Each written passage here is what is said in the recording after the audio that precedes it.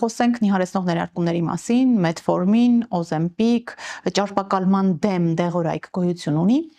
Ունի, բայց Metformin-ը չի,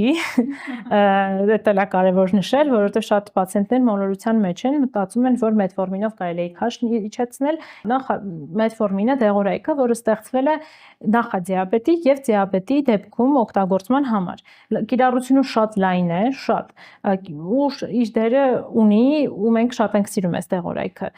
Ճարպակալում ունեցողների համար չէ։ Էֆեկտները բավականին քիչ են, բայց ճարպակալման դեպքում ինքը չի համարվում քաշը նվազեցնող տեղ, ինքը համարվում է նյութափոխանակությունը լավացնող տեղ, որի հետևանքով այո, հնարավոր է քաշի նվազել, հնարավոր է եւ չնվազի։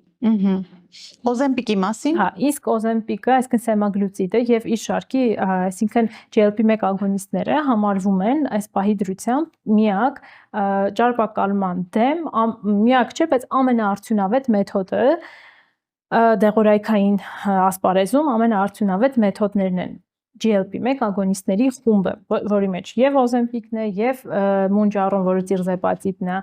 թե դրան նախորդները, օրինակ միջև Ozempic-ը մենք կիրառել ենք այս դեղորայքը, ուղղակի իրանք չեն ունեցել այս մեծ արդյունքները, ոնց որ այս նոր դեղերը, դրա համար գուցե